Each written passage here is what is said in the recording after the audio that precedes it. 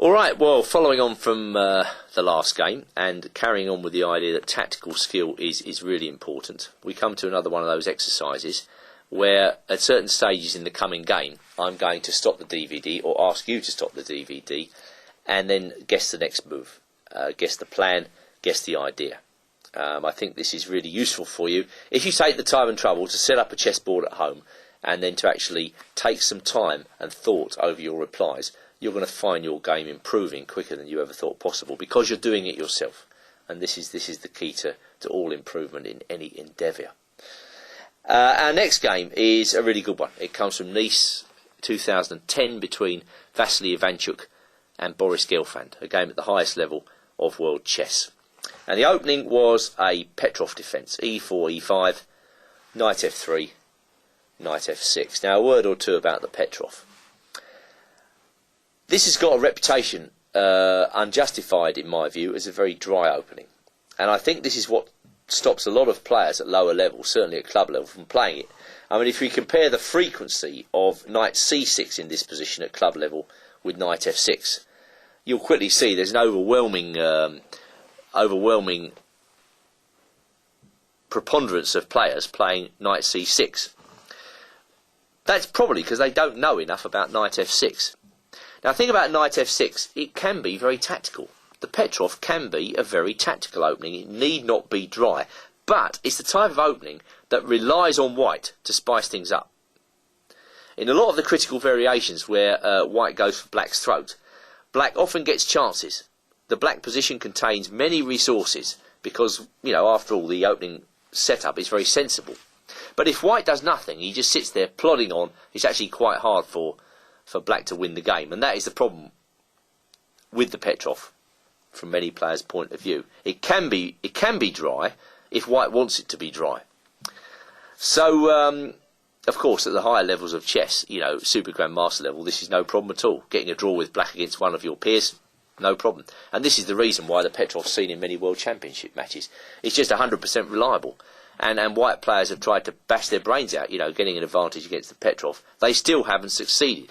What we're going to see in this game is white's latest approach over the past 5 to 10 years to try and spice things up and to get an attack going. So knight takes e5. Obviously d4 is the other move. I don't propose to discuss that here, but that's another approach. Knight takes e5, d6. Knight f3, knight takes e4. And now here we are. Knight c3. This is the modern method. At the cost of double pawns, white gets opens lines for all his pieces, and he gets a clear attacking plan. White's plan in this position, very clear cut. He wants to move that bishop out to either e3 or f4. He wants to follow it up with queen d2. He wants to castle on the queen side, and then he wants to start a kingside pawn roller. And you know, it's a 4-stage plan, which is very easy to learn and quite easy to carry out. And this, at any level, is a bonus. So black has got it all to do over the next few moves. Long term, the position should be very comfortable for black because he's got the better pawn structure. But proving that positional advantage has been quite difficult. So Ivanchuk chooses the move bishop e3. There are other ways for white. White can choose bishop f4. A marginally more active square for the bishop with the same idea, queen d2, castles and then so on, h4 or g4. Or he can choose something else entirely, a relatively new move here, queen to d4, with the possible idea of putting the queen on f4 and then playing g4 and h4. The queen already supports that kingside pawn advance, and this can be seen in the variation bishop f6, castles, and then white already starts the charge. Of course, this will be slightly more risky, I think, than the other line. Even more risky, let's put it that way, than the other lines, because the queen is exposed on f4. But who knows, maybe this is the way that the variation will go in the future. However, Ivanchuk plays bishop e3, and he makes this look like a very good move indeed, with Gelfand's help, I might add. Black castles, queen d2, knight d7, castles by white, and now rook e8. So rook e8's a two-way move. The rook comes to the open file, that's obvious. The second, less obvious point is that black wants to use the f8 square for defence. He can play knight f8, he may play bishop f8 according to circumstances. And now white gets the pawn roller in action with h4. So far so good, and played quite a few times. And now black plays pawn up to c6. Well, here's the first sign that the black position is not entirely passive, because this c6 move sets free the black queen. And after king b1, Gelfand gets the queen going with queen to a5. Basically, black's defence in this line is difficult. This is a very playable position for black, but it's not easy to play. And we'll see just how difficult it is as the game continues. We'll also see that Gelfand misses resources. But for the time being, it's easy stuff to understand. White's coming down the king side at high speed, and black has to block him with his h-pawn. He really does not want that pawn coming onto h6 in this position. White brings the bishop out to d3, and now black drops back economically with bishop f8, opening up the rook on e8. Meanwhile, white plays g4. And you can see why they played this line, because black hasn't fired a shot in anger yet. Meanwhile, he's facing the firing squad with moves like g5. Nevertheless, black has resources. Knight f6 was played, opening up fire on the pawn. OK, says Ivanchuk, no problem.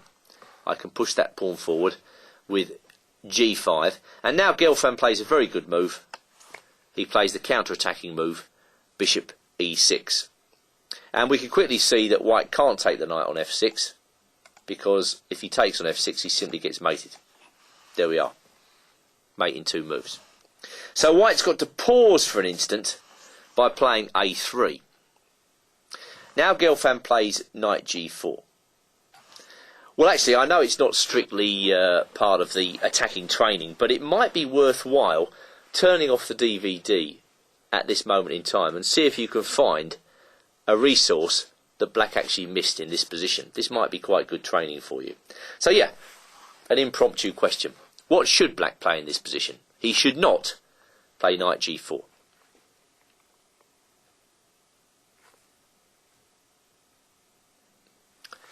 Okay, well, congratulations if you found the resource queen to d5.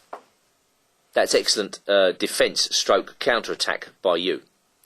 And after that move, white has to organise his play in a different way, because black's threatening queen a2 check followed by mate. And he's also attacking the knight on f3. Now, Ivanchuk had obviously seen that move, and he probably intended to go c4, queen takes f3, g takes f6, queen takes f6, and now bishop d4.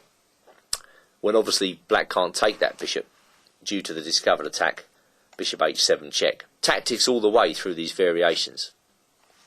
So going back to the position after bishop d4, black probably has to put his queen in on f3, and then white plays rook dg1.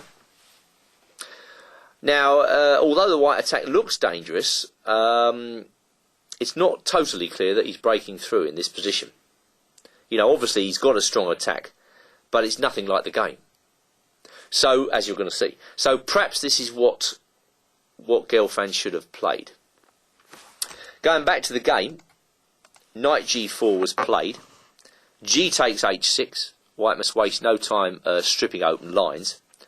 And now black plays queen d5. So obviously Gelfand thought, well, maybe this is even a better way to do it. I've got my knight in a very aggressive position, blocking the g-file. I am attacking the knight on f3, and I'm also threatening queen to a2 check. Well, fair enough. Another very good move by Ivanchuk, queen e2. In comes the queen, king to c1, queen a1 check, king g2, and now queen takes b2.